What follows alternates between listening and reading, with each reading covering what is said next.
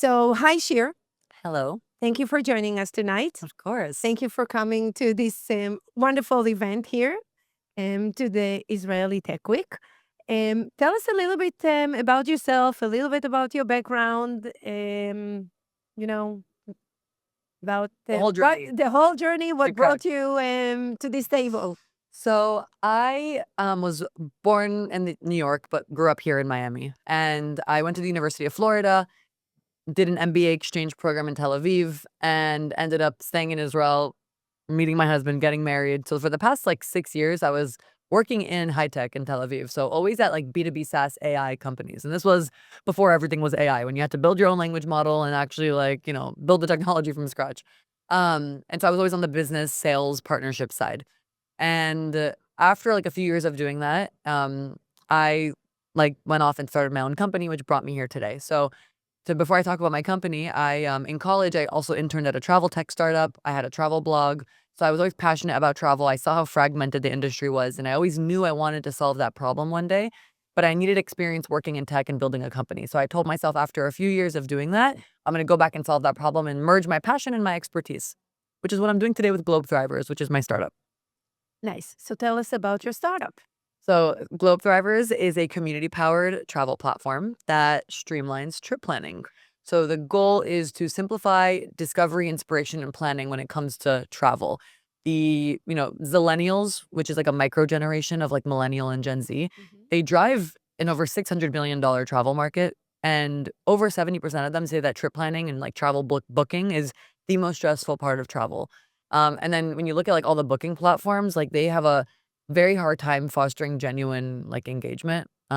People just go on there to browse, book, and leave. So, like, the entire travel industry is so fragmented. You, like, book on 300 booking platforms, you get emails to your inbox, then you, like, plan on a spreadsheet and then a Word document, then you text your friends, and then you go on social media and you look at TikTok reels, and it's, very fragmented. And so Globe Drivers is here to streamline the entire process and make it easier to plan your trip and collaborate with others and book and just make the entire journey a lot more enjoyable. Okay. So, what was the moment for you when you said, okay, that's going to be my startup? Well, when I was a travel blogger, I used to partner with hotels and different companies and promote my all my content on my website and on my social media. This was before Instagram stories existed, so it was more just regular content. I used to get tons of requests from like people being like, "Can you send me your itinerary or send me your recommendations?" Or so I started posting everything on my website. And then people would like send us their spreadsheets and their Word documents, and I'm just like, how in the world is this so fragmented? Like, it doesn't make any sense, and there was no solution for it, and I was like, "Okay, like, this needs to be solved, like, people can't continue living like this." And then when I moved to Israel, I was traveling even more because I was, like, abroad, so I went to Europe all the time, and I traveled surrounding countries, and I was experiencing it firsthand as well, so I knew that there had to be, it needed to be solved. Like, I just, like, experienced it firsthand, and I'm a very avid traveler, I love to travel, so I, like, saw just on my daily life for the past 10 years how painful it is to plan a trip, and so when it finally came time for me to start my own thing, I was like, "I can't wait to solve this problem to make not only my life easier, but everyone's life easier." We interviewed hundreds of travelers, and everyone is experiencing the same pain point, so And you've started the company in Israel or here? I actually started the company when I was living in Israel, Okay. um, but then pretty quickly, I moved back to the US to scale and grow the company and build the team. We got into an accelerator program that was here in the US. So it was kind of like it was a gradual move. And it's always been a US company. So it was just easier for me to like scale it here. But you worked for quite a few years in the high tech industry in Israel, Yeah, for 6 years. right? What would you say is the biggest difference between the tech industry in Israel compared to the tech industry here? Um, I'm so biased. Like, I'm probably not the best person to ask about this because like only worked at Israeli startups.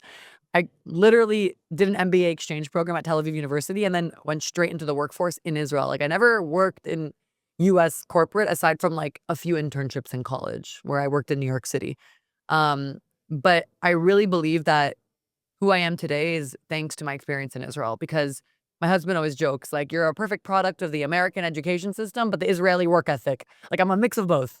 because I learned here and like I studied here, but I'm very Israeli thanks to my parents as well. But like I'm very direct, I'm very straight to the point. I'm very communicative. Like that's something I learned working in Israel. In Israel, there's no like beating around the bush. It wastes time. In startups, you like find a problem, you build the solution, and you go, right? Like very just like straightforward. And that's something that I really learned a lot. And I'm really grateful for my experience in Israel. It's that I was working at like hypergrowth startups. I learned a lot from founders and it was very much like go, go, go, go, go, but really straight to the point and like no bullshit. And I think that that was like amazing for me just to be exposed to that at such a young age because it formed me to who I am today. And it really like allows me to be scrappy and move forward and like build a company in my opinion the right way. So So, what would be your ideal model that you are aiming for? That you say, okay, in a few years, I want to be like this and that.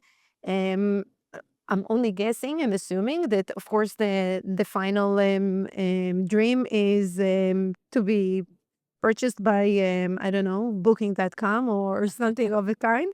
Um, but along the way, what are the goals, the steps that you are hoping to achieve? I mean, at the end of the day, my goal is to unify the travel industry. And I really want to streamline the way that trip planning happens for all travelers. And the best way to go about it is not to look at every booking platform as a competitor, but to complement everything going on in the industry to make the end user's life easier. So my dream is that like you have a dynamic travel profile that kind of follows you everywhere and everything about your travels and about who you are and your travel preferences lives within your profile that will make your life easier, but also like benefit the entire industry. So my vision is to really unify the industry in that way without going into too much detail since we're still building and we're not launched yet. That's very much what my vision is. And a successful exit won't hurt anybody. So So, in a world of diversity, how do you see that being implemented in your company, in the startup? Because we can look at the generation as one group, but even within that group, diversity exists. We cannot yeah. ignore it. How do you address it? In terms of diversity, you mean what, like the type of traveler? The type of travelers, um, the likes and dislikes, Oh, like the demographics. demographics. I mean, again, like there's AI that, everyone is using. It's a big buzzword now, but at the end of the day, AI is great for that. It's great to like help distill information. It's great to understand travel preferences. It's great to personalize content. It's great to like make your life easier, right?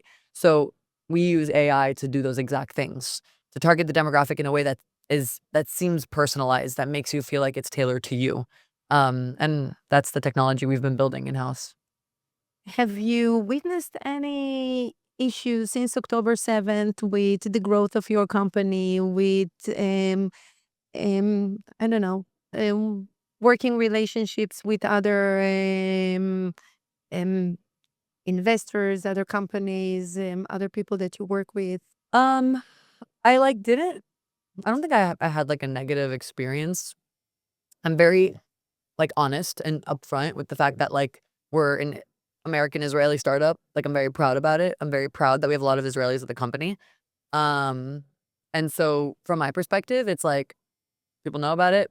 If they want to work with me, amazing. If they don't, then that's on them. You know what I mean? So like I haven't faced anything negative. I think that if you provide value, people want to do business with you. Like that's at the end of the day, like value is business. People want to benefit and people want to be successful. I think that the positives that I like that happened to us since is like the community has become more tight knit.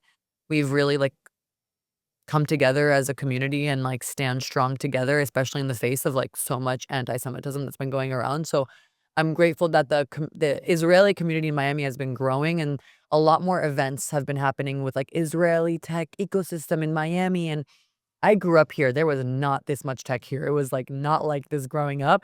I mean, even Wynwood was not this safe even, right? Like we're seeing so much gentrification. We're seeing so much innovation being moved here. We're seeing so much change, which is so positive, and I'm so happy that that's happening. And I think that obviously, like in bad times, like it just people naturally come close together, and I think that's what's been happening. And so, leaning on the community for support and meeting new people and collaborating more with other Israeli or Jewish founders and people in the space industry experts. I think that's been like something that's changed for the better, at least. At least there's some silver lining in the catastrophe that we've been experiencing. So when you moved to back to the States, why did you move here and not to Silicon Valley or where tech is the middle name of each company?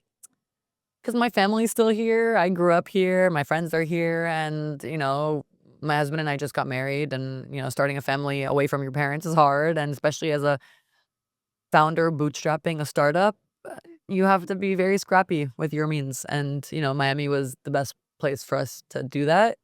And very lucky that the tech ecosystem is booming at the same time. Right. That would be my next question. Do you feel like Miami already has the infrastructure um, um, to be offered to new startups, to new companies to come and start here? I think it's like one of the biggest emerging markets in the US for tech startups. I don't think it's as big as New York or Silicon Valley yet, but it's getting there. And I think like it's great to have rising stars and you learn a lot. I think it's like similar to Tel Aviv in that way. Even though like Tel Aviv is like the biggest tech ecosystem outside of Silicon Valley in the world. But yeah, I still fly to New York, when I need to. But I think that it has what I need, and a lot of startups are moving here. Like not even like even like later stage startups. So we're starting to see a lot of growth. Great. Well, thank you very much for giving us some of your time. Thank you for having me. Absolutely.